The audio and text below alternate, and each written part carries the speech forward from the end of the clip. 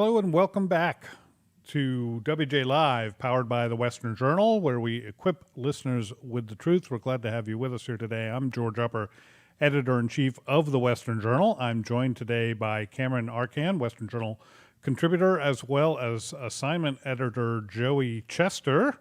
We're going to be talking about a number of things today, including the success Donald Trump has been having post-presidency with his super PAC, as well as Facebook's algorithm and how and why to dump it now.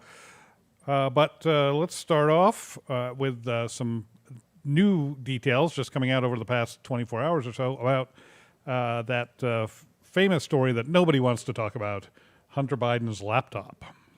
If you guys remember flashing back to 2019, there was a New York Post story about Hunter Biden's laptop that was reportedly left at a Delaware repair shop, and it was this bombshell report about all these terrible crimes and drug abuses and prostitution that Hunter Biden was up to. And if you don't remember that, that's because Twitter completely killed that story Yes. when the New York Post tried to run it.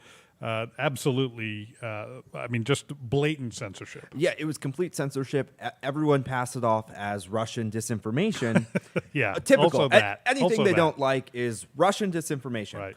But things have changed. Yesterday, the Daily Mail came out with a report. They hired a 29-year FBI veteran. He now runs a forensic firm that analyzes things like hard drives and laptops and cell phones.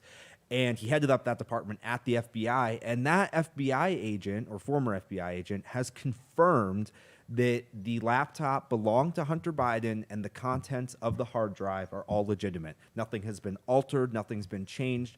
All of them are legit. And we have some pretty shocking new information from that laptop.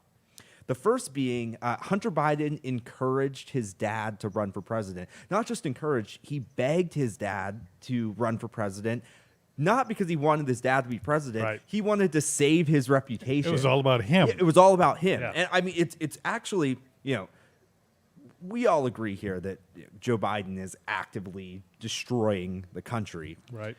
But I will say, when I was reading some of these text messages between Hunter Biden and Joe Biden, I actually felt some sympathy for Joe Biden, because you can tell he's trying to be a good dad and love his son, and Hunter is just absolutely awful to him. I mean, just threatening him, if you don't run, I'll be destroyed forever, saying, you put effing target on my back, and just absolutely terrible things. He sounds very much like the addict that he admits that he is, and we're not going to mock the man for being an addict. We all have our own issues, and that's Hunter Biden's. But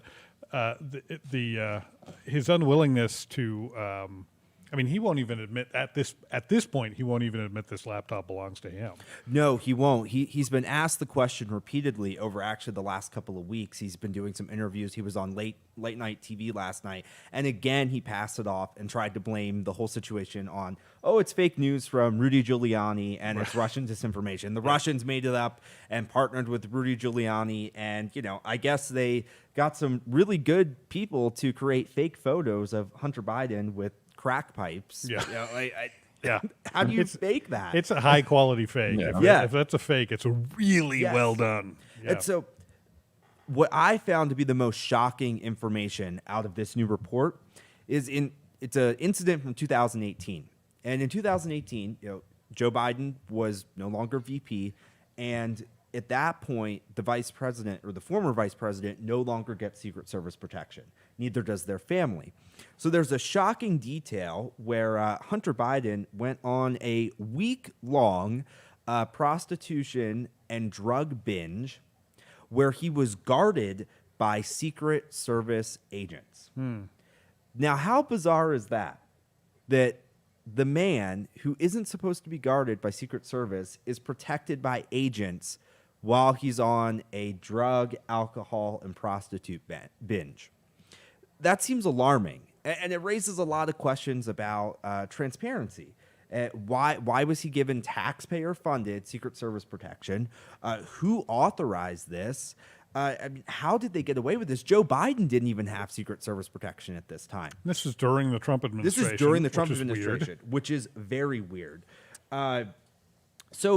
These things are really alarming, and the fact that all of this has now been confirmed, it raises some issues. Do you guys think? Well, actually, there's two parts to this question. One, do you think Joe Biden will face some consequences from this? Because remember, Joe Biden has lied at this point and passed it all off as Russian disinformation. He has bit into this campaign to put it all down. So, should Joe Biden face consequences for it? And will he? Is there any chance he will? Cameron, you want to jump on that? Yeah, I don't think he will unless there is some sort of indictment of Hunter Biden that comes from one of the investigations that happens, and that there's a really strong link to Joe Biden.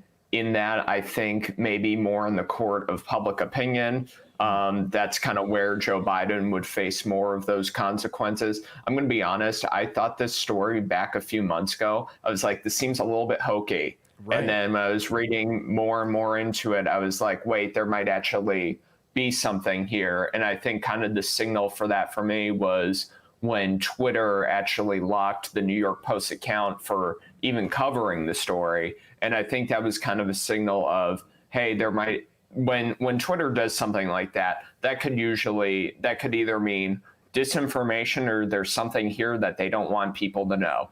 Right. And I think I'm more persuaded to believe the second one in this case.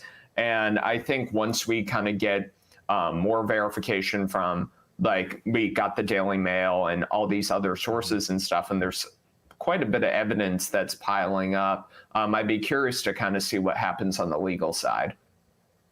Yeah, I have to agree with that. There could be consequences for Hunter Biden legally, what's happened so far, I don't know is actually enough to get anybody under the Biden administration to go after the son of the sitting president. I mean, it really has to be almost a smoking gun, and I mean that almost literally. Like you almost have to walk in and he has a gun in his hand and it's still smoking, and there's a dead guy on the floor. You almost have to get to that level.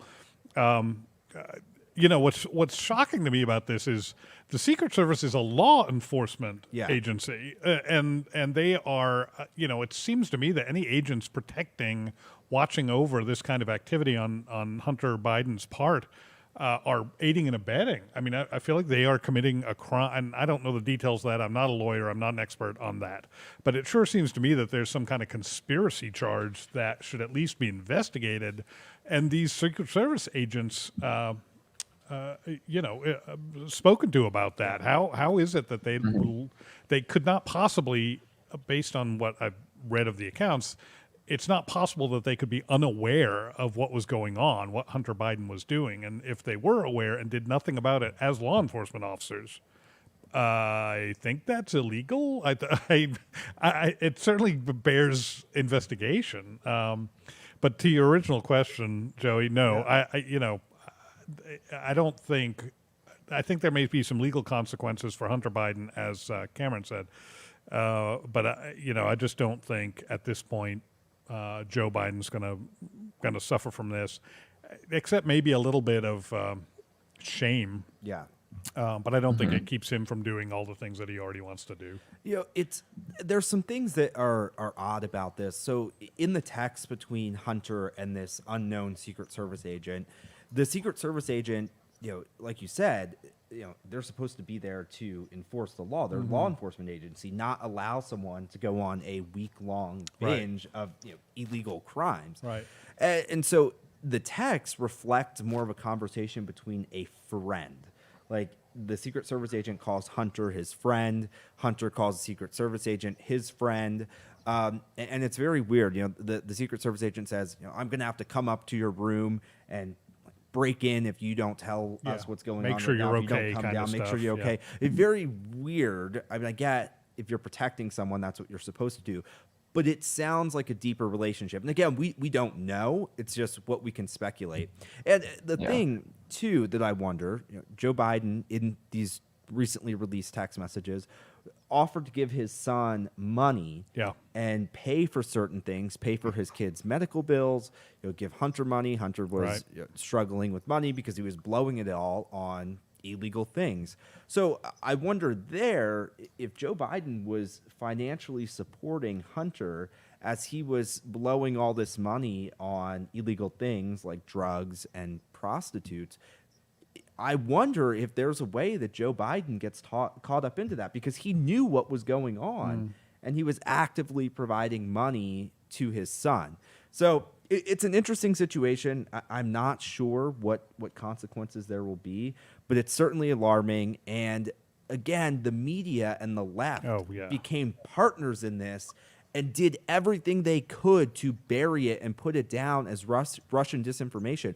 I honestly believe that if something like this had been revealed and the contents of this, and by the way, folks, there are over 100,000 videos, pictures, and texts that are on this hard drive. We maybe have 20 of them.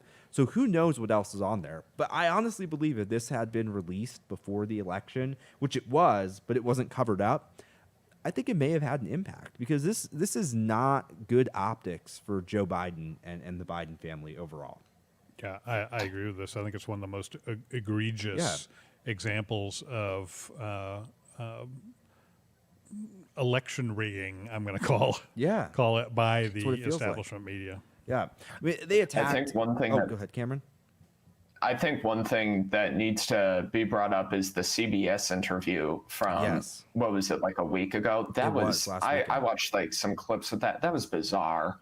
And I was reading some of the stuff about like kind of some of the things that he said and different things. And it was a little bit strange how there wasn't as much kind of, I mean, it's not strange, but the amount of coverage that came after that, where he was kind of going deeper into the things that he struggled with and stuff, and how that kind of was maybe put into the context of the things with the laptop and all the other stuff, because it almost seemed as if CBS was giving him a chance to clear his name in a sense, but it really ended up doing the opposite.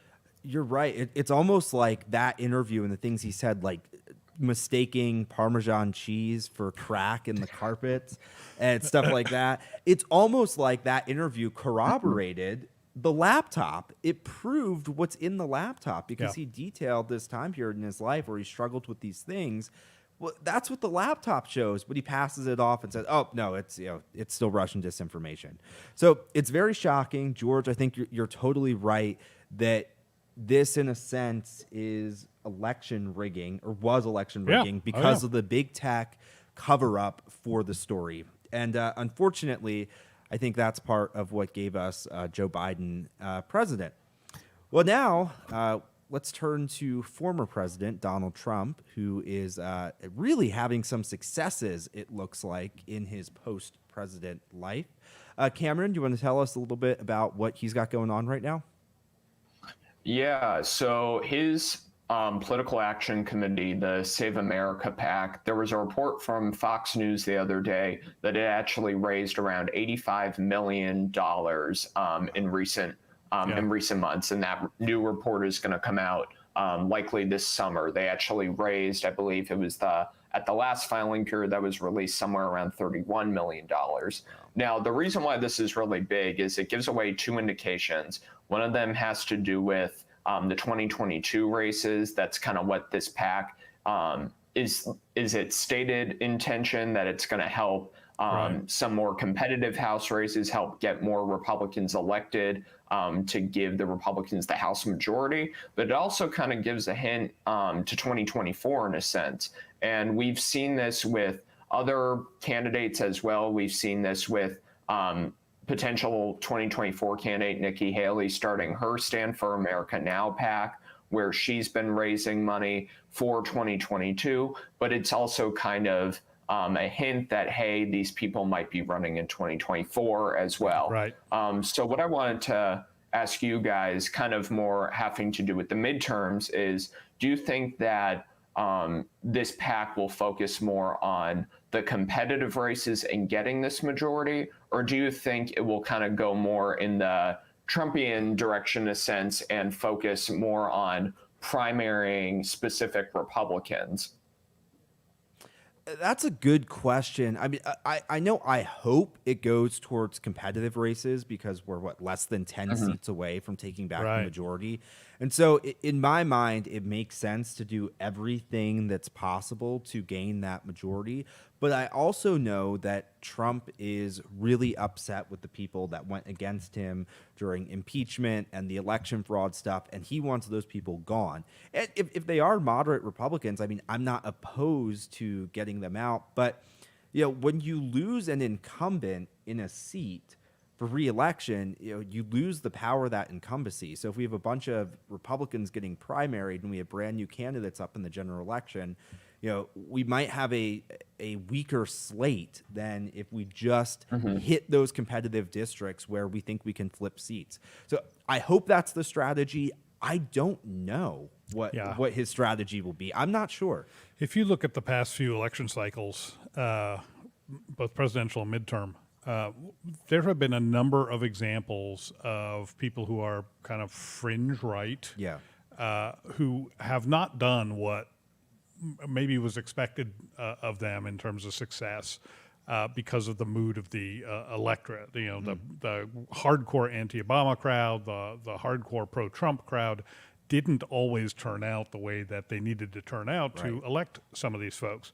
The one exception to that, and this is the exception that sort of proves the rule, in my opinion, is Marjorie Taylor Greene, who did, in fact, win her election. But in many cases, we've seen the opposite happen. And by nominating, and stick with me for this whole argument because some of you aren't going to like what I'm about to say, nominating the most extreme right-wing candidate winds up turning off some voters, whereas a more moderate candidate might not have. Now, that is not me saying that we should only nominate moderate candidates. And in fact, I'm going to say kind of the opposite now, because what Trump is doing now may be arming those further right candidates with the one thing that they need to win these elections, which is money. Yeah. The reason these moderates often win is because they get money from both sides. They are people that donors feel comfortable giving money to. There are plenty of people who don't want their names tied to a Marjorie Taylor Greene or a candidate like that. Right or wrong, I'm not saying they are right or wrong to do that. That's just how they are. If some of these candidates who lean further right don't have to worry about that because they have Trump or Trump's PAC, I should say, to fund them and support them, that actually could lead to something of a revolution in the House where, and you could argue that's good or bad too. I mean, do we want the House to have that kind of revolution and, be more tribal than it already is? Or do we want more moderates in there to get things done? Both of those arguments have some validity to them, although generally speaking, I'm against the House getting things done. The less the House does, the happier I usually am. The less government that is created. Yeah, exactly. That's exactly right. Exactly right.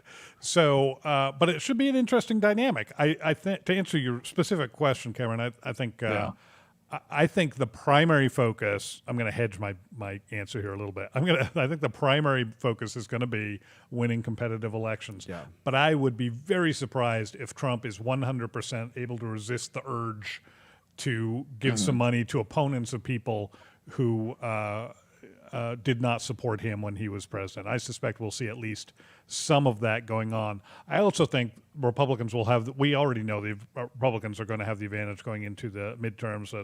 The party not in the White House always does in the midterms. I also think we're going to see economic collapse prior to November of next year. I think there are a lot of financial people out there now, a lot of investment firms, et cetera, saying, and my full disclosure, my wife's a financial advisor, so I get a lot of this information all the time, just talking at dinner or whatever. But there are a lot of folks out there saying 12 to 18 months. That's what they've been saying for 3 to 4 months now, since the inauguration, 12 to 18 months, and we think we're going to see a downturn.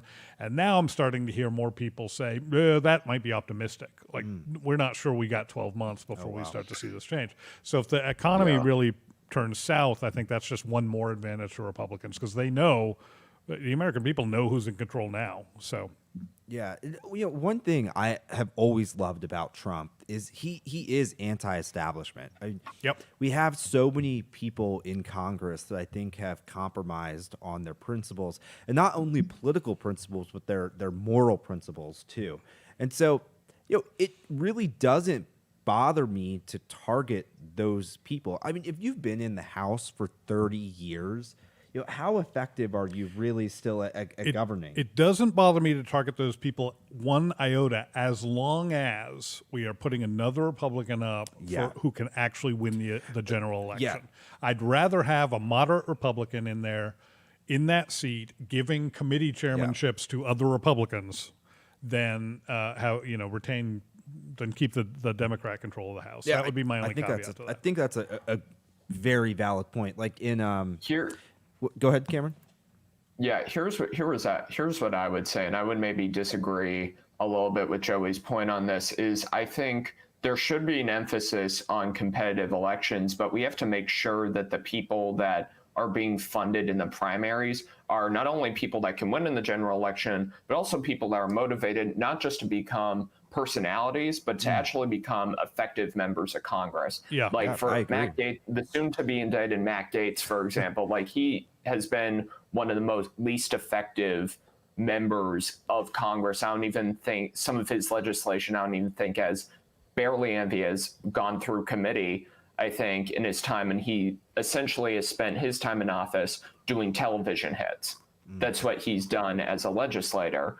And I think something like $40 million plus was given in donor money to candidates who had no chance of winning, because their strategy was they had a big social media presence, they had all these TV spots, and they just sucked up people's money. And the people at Save America PAC have to be very careful to make sure that they're being strategic with where they're allocating this money to make sure that they're not falling into that same trap as well. That's a good point, Cameron. I think there are a lot of people who look at Donald Trump and his success, and they say, well, why was he successful? Well, celebrity, personality, social media. Those are three big, they're not the only reasons, but those are three big reasons why he won in 2016. And so they think, oh, well, that's the way to win congressional elections too. Celebrity, personality, social media. Yeah, if you're Donald Trump, that's a great plan. If you've been a host of a reality TV show, if you're a billionaire, sure, that should probably work for you. If you're not those two things, you might want to focus on more fundamental stuff. I think you get to, Cameron, I think you make a great point, and you actually get to a bigger issue in politics today, and that is the influencer personality that we see just all across politics, where people, they're not really that knowledgeable on issues. They're not that principled. They don't really have much effect, but they love the fame and influencer status that comes with it. And those types of people are transitioning into politics, election, running for office now. Yeah. And that's not effective. And when they get to Congress, they figure out they don't really have principles, so they're not effective. They have no idea what they're talking about, what they're doing there, and they just love going on TV because all they ran on was that personality and not principles and how they're actually going to get things done. And of course, you have to have a good personality to win elections, but you can't make that all you are, and you can't be larger than life to an extent where you aren't genuine and people don't even know really who you are or what you believe in. All they know is your personality. So I think that's a really problematic issue in politics today. Yeah, you're exactly right with that. All right. Actually, Cameron, you had another question, and I actually wanted you to ask that one because I actually had an answer for it for once in my life. Okay, great. I was like, awkward pause. I was like, I know I'm forgetting something here. Yeah. So one of the questions I wanted to bring to you guys was Kevin McCarthy would likely become the House Speaker if the Republicans take the majority. Do you guys think that McCarthy will be the most effective speaker, or should someone else kind of step up and run against him when that time comes? So it depends on how you, in my opinion, it depends on how you measure that. A couple of things Kevin McCarthy has going for him, I think. One, he is a very effective fundraiser. He's known to be, that's kind of his reputation within GOP circles. The guy can raise money. That's an important consideration for the Speaker of the House. We've been talking about competitive races this whole time. He could actually help out in a number of those races, probably. And then secondly, an interesting thing Kevin McCarthy, or a couple of interesting things he's gotten done in the last little bit. One, he kept Marjorie Taylor Greene in Congress, despite the fact that Democrats wanted her completely out. And he kept Liz Cheney on the other side, kind of on a, so that's feeding the far right, the more farther right branch of the Republican Party. On the other side, the more moderate, he kept Liz Cheney in leadership positions. Now, I suspect most of our viewers are happy about the first one, not all that happy about the second one, which is fine. But what you want is a House Speaker. Whether you think keeping Liz Cheney in leadership was a good idea or not is a separate question. You do want a House Speaker who's able to do that sort of political maneuvering within the House. That's super important. And he's demonstrated that he's able to do that. So whether that was, the right battle for him to fight, yeah, we could debate that all day long. The fact that he's able to fight that battle, I think, makes him a good candidate for the speakership, assuming that the GOP can take the House next year. Yeah, I think you make great points, George. I agree with you. I told you I was ready to answer that question. So you were very prepared. I don't get to look very smart on this show very often, so I had the opportunity. I didn't want to miss it. The Speaker of the House is one of those roles where a freshman congressman couldn't go in and effectively be Speaker. Like, I hate to say it, but the Speaker is a position where you need to be a politician. You have to know how to play the politics of the House of Representatives to be an effective Speaker of the House. And I think Kevin McCarthy, during Trump's presidency and post-Trump's presidency, it seems to me he's gotten a bit more conservative. He's not as moderate as he used to be. He's walked that line well of supporting Trump and speaking to that side of the party well without kind of going off the deep end. Yeah, and so you have to look at what's the role of the Speaker. Well, they want to get their party's legislation through. Right. And so if Kevin McCarthy can effectively channel those various parts of the party and get through the legislation that is most important, then I think he would be an effective Speaker of the House, because that's his job. And I don't think someone that's extremely moderate or is extremely far right could effectively get through that legislation. Yeah, I agree with that. Yeah. George, what do you got? Yeah, so switching gears a little bit to one of my least favorite topics, which is Facebook and its algorithm. One of the things that I rant about most on WJ Live is social media. And there's a piece out recently in Inc. or on Inc.com. That's INC, not INK, INC.com, as in incorporated. By Joseph Aten, I think, Aten. I hope I'm pronouncing your name correctly there, Jason. He's one of their tech writers, and good. I read him fairly often enough that I have learned how to pronounce his name by now. It's called, and we've got the a little image of the title, because some of you may want to go find this and read it. There it is up for you. Facebook is making it easier to ditch the algorithm. Why it's time to abandon it altogether. Logan, keep that up there for just a second, because I want to come back to it. But the point that he makes, and I'll go through and talk just about a couple of his points, but what he's talking about here is a change internally in Facebook that will change the app for you, whether you have it on an Android phone or an Apple phone, that allows you, according to Facebook, now you can decide how much you believe them, that's always risky business, but according to Facebook, it will allow you to go in and change your news feed so that instead of getting what Facebook considers most meaningful to you, you get what's most recently published by anybody that you follow. Wow. So it takes the algorithm completely out of the equation, according to Facebook. And you'll see right there after the main title there, the algorithm is about showing you what is most meaningful. That's what Facebook says. We'll come back to that too. But the company doesn't say anything about how it makes that decision. So the idea here, I should actually preface this and say this. According to Inc., according to this article, the Android app already has this feature available. Of the one guy in the office I could find who has an Android phone was not able to find this feature on the phone. And it's rolling out to iOS in the coming weeks.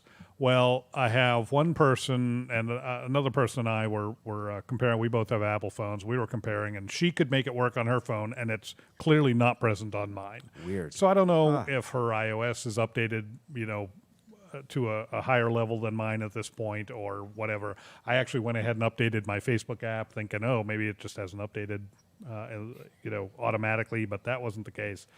It also makes no reference at all about the website. So if you just go to your laptop and go to facebook.com, who knows? We don't know whether that's going to be, changing or not. The problem here is, well, there's two parts. One is the algorithm is about showing you what is most meaningful according to Facebook.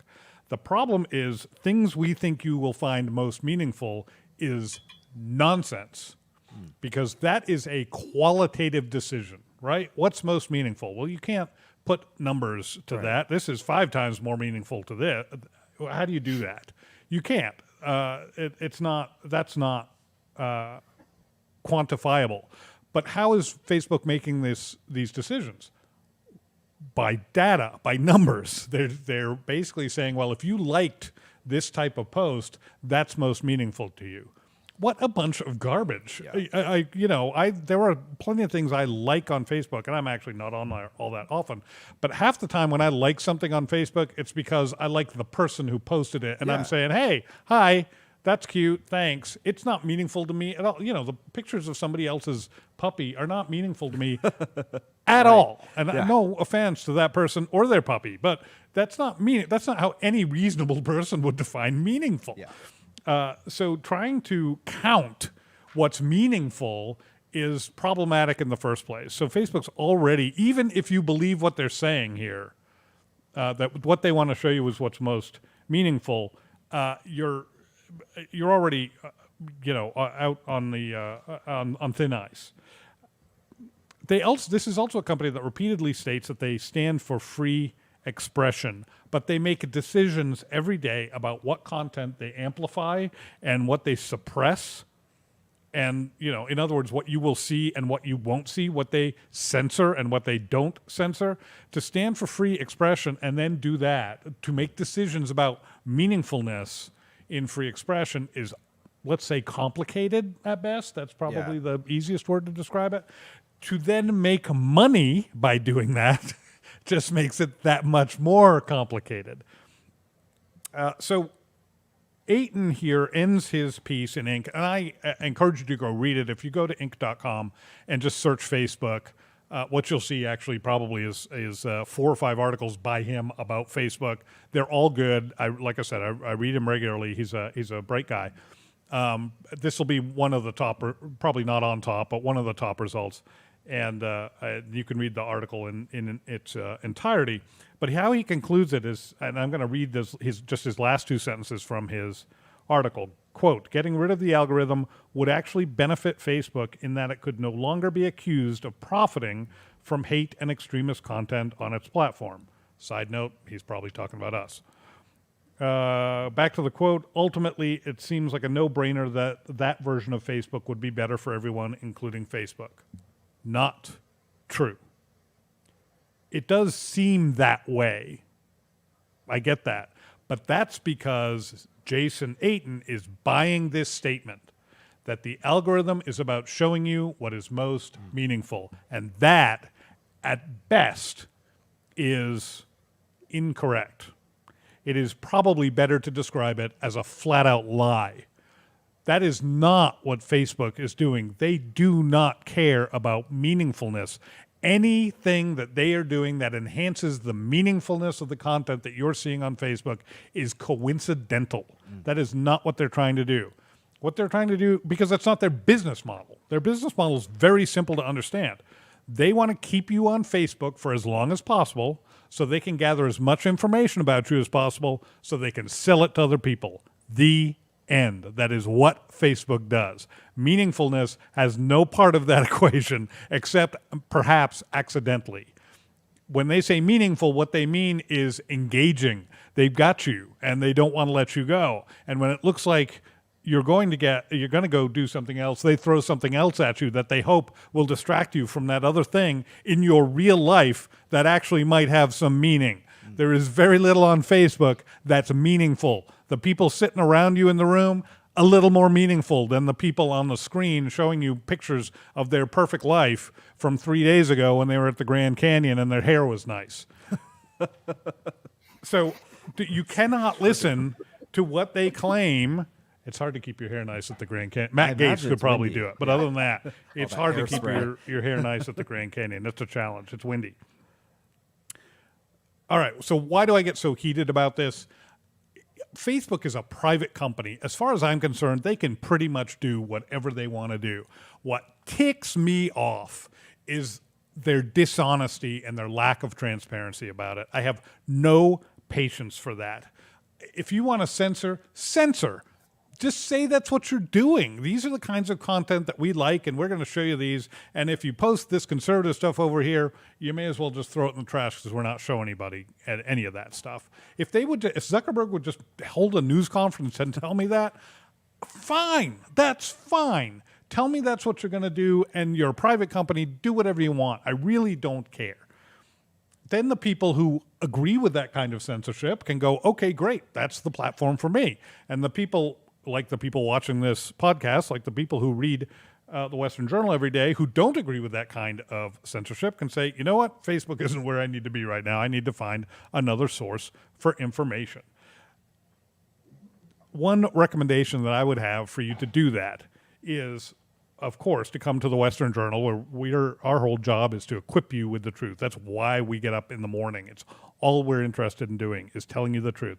We mess it up sometimes. We get things wrong once in a while. We always will, but we're always going to do our very best to tell you the truth. And when we do mess it up, we don't hide that. We don't bury a correction on page 19. We're a website. We don't have pages, but that's a metaphor. Yeah. I mean, that's a metaphor. Yeah. We don't bury our corrections. We blast them out. We have a whole page on our site that's just corrections. Go to westernjournal.com, search corrections on the site, and you'll find it. Everything we've messed up is right there for everybody to see because we don't want you to believe the stuff we got wrong. If we get it wrong, we want to tell you what's right because truth is what's important to us. So how do you support us in doing that? That's really simple. You go to westernjournal.com/join. It can't get any simpler than that. westernjournal.com/join. There you can become a subscriber. Actually, we have two options. You can become a member or you can join the Editors Club.